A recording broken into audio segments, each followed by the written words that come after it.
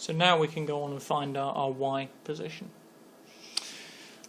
So our y position, y bar, for the whole shape is going to be the integral of y tilde dA over the integral of dA. Well, the integral of dA we already know, because we've already worked out in the previous section, is just that, a quarter. So we don't have to do any more calculations on that. The other part we're going to do is y tilde. Well, y tilde we've said all the way back here is x cubed over 2. So x cubed over 2, apologies I've left this in green, and dA was x cubed dx.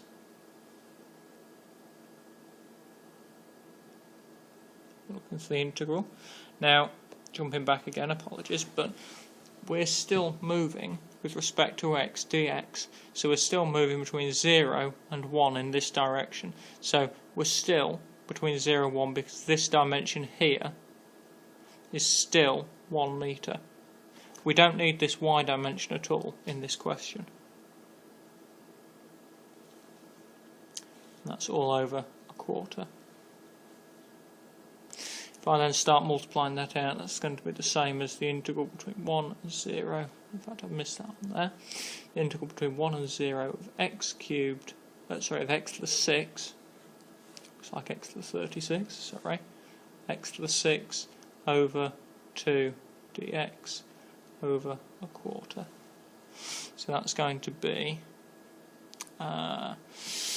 x to the 7 over 14. 2 times 7, so 1 and 0 over a quarter, and that's going to equal a 14th. 0 over a quarter, that's going to equal 0.2857 metres. So that's how you would find the x and the y coordinates, the x and the y position of your geometric centre, your centroid position for that shape. There is now a group problem solving exercise that's related to this, which begins on slide 14 of the lecture. You have a go at that question and then come back to these notes. I'll show you how to go through it. So this is the group problem solving exercise began on slide 14. You have got a little bit more information because you're actually looking for the reactions at the supports A and B as well, but if we first locate the centre of mass, and then I'll talk you through the last bits, although the last bits should be a little easier, a little more familiar. So first of all, we're going to break our shape into very thin rectangles again, i.e. we're integrating. Okay. However, our integration is slightly more complicated because there is a line, a function, y squared is 2x and y equals minus x at both ends of our rectangle. So our area is going to be y2 minus y1 times dx, because the width is still going to be dx, so this distance here is dx. y2, well, at the top we've got y squared is 2x, so y will be root 2x. So at the top we're going to have root 2x, and that root is across everything, and that's going to be minus the bottom, and y at the bottom is minus x, so minus x dx, root 2x plus x dx. X tilde is just going to be x, it's a position along the x-axis that we're moving that rectangle at any one point. And y tilde is going to be the average between the top and the bottom. The middle is going to be between the top and the bottom. So it will be y1 plus y2 all over 2. So that's going to equal root 2x plus minus x all over 2, which is root 2x minus x over 2. So now we've got our dA, our x tilde and our y tilde. we can solve this like before. So x bar is going to equal the integral.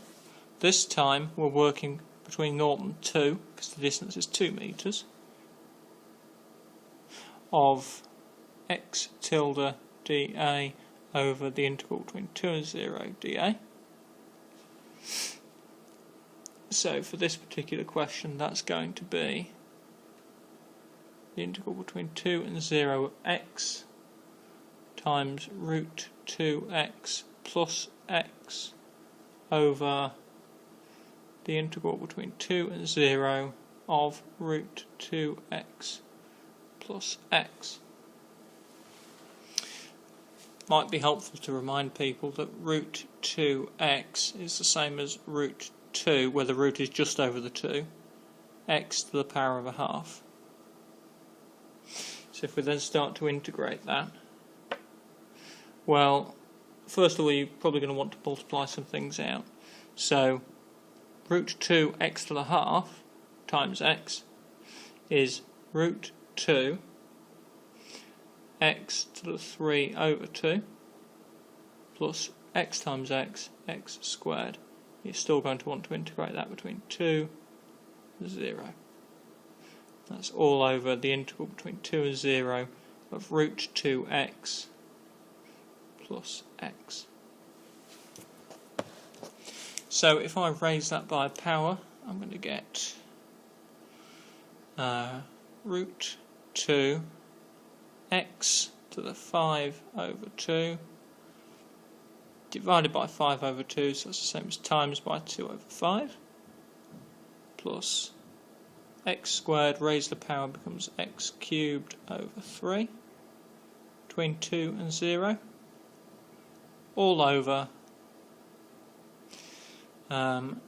root 2 x to the half raised to the power becomes x to the 3 over 2 times 2 over 3 plus x squared over 2 between 2 and 0. If I substitute my 2 and my 0 in, I get 5.867 over 4.667, which equals 1.257 metres. So my x coordinate for my centroid position is 1.257 metres. And if you remember, we don't now need to do this bit again for our y-bar coordinate because we already have it. Looking at the y-bar coordinate, that's going to be the integral between 2 and 0, because we're moving in the x direction. In the x direction it goes from 0 to 2 metres. Y tilde was root 2x minus x all over 2 root 2 times dA, which was root 2x plus x dx, all over 4.667, which we calculated previously. So if we deal with just the top part, and I'll put the 4.667 back in at the end, well, that's the same as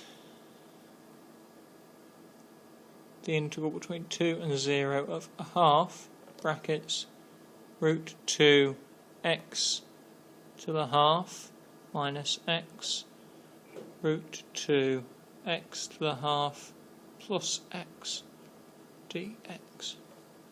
And if we then start to multiply those out, we're going to get half root 2 x to the half times root 2 x to the half becomes root 2 x, that root just being over the 2, minus x times plus x becomes minus x squared. Root 2 x to the half times plus x and root 2 x to the half times minus x will cancel out, and put our dx. So I've just multiplied out that bracket. If I then integrate that, I'm going to get half times root 2 x squared over 2 minus x cubed over 3 between 2 and 0. And if I put my half back in, I do need to make a small correction. When I multiplied root 2 x to the half and root 2 x to the half just here, I should have got x, but root 2 times root 2 just comes out as 2. So that root there and that root there should go. Apologies about that. If I then multiply my half out, that's going to give me x squared over 2 minus x cubed over 6 between 2 and 0. If I substitute 2 and 0 in, I'm going to get 0.667, and remember all of that needs to go over the integral of dA, which we know is 4.667. So my final y bar, my centroid coordinate in the y direction, is 0.143 metres. And that concludes the group problem solving exercise for lecture 9 that began on slide 14. Oh no, it doesn't. No, there is more. That concludes the centroid part. However, there is an additional part to this question. We're asked to find the support reactions. So all the way back in our original question, we now know where our force sits. So we now know we have a weight acting here, and we know our x direction is 1.26 metres, and we know our y direction, which I haven't drawn very big, but is 0.143 metres upwards. So now what we need to do is calculate our support reactions. Well, first of all, we need to calculate a weight. So our weight is going to equal our mass. But we don't have mass. We've got an area. We've got a thickness of the plate. We've got a density, which is in kilograms per metre cubed. So we've got number of metres cubed here. Kilograms per metre cubed was 7,850. And that will give us a mass in kilograms, so we now need to times by 9.81 to get a force. So we've got volume, we've got density, we've got gravity. Sometimes your densities will give you a Newton per metre cubed, and you don't need the times 9.81. So our weight is going to be 107.8 kilonewtons.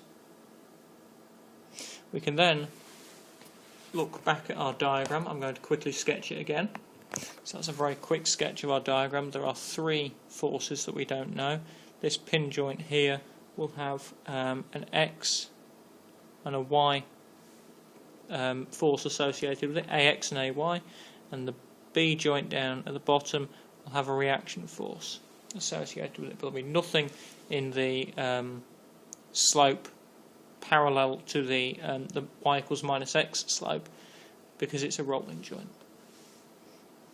So we now need to use our equations of equilibrium to calculate our unknown forces.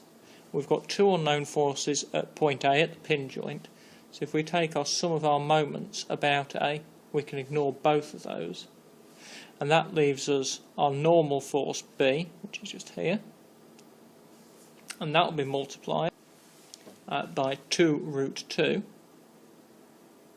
which will be the perpendicular distance or the length of this line just here.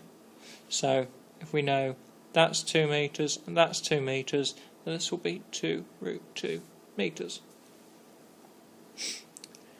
And then we've got that force, we've also got our weight, which is 107.8, and that perpendicular distance from A is going to be its x position, 1.26 metres, and that all has to equal 0. Apologies, I can't get that on the same line. We can rearrange that. We can find our contact force is equal to 47.9 newtons. We can then do some of the forces in the x and the y direction. So we're going to have minus AX plus 47.9 sine 45, and we know it's 45 degrees because we've got 2 metres there and there in the x and the y direction, and that equals 0. So AX is equal to 33.9 kilonewtons. And finally, in the y direction, we've got AY, we've got 47.9 cos 45, and we've also got the weight equaling 0. That's meant to say equals 0, apologies. So AY can be rearranged to be 73.9 kilonewtons. That really does conclude the Centroids question group problem solving exercise in two-dimensional. So that concludes the first section of locating centres of gravity in centroids. There are a couple of other videos that go along with this that conclude lecture 9.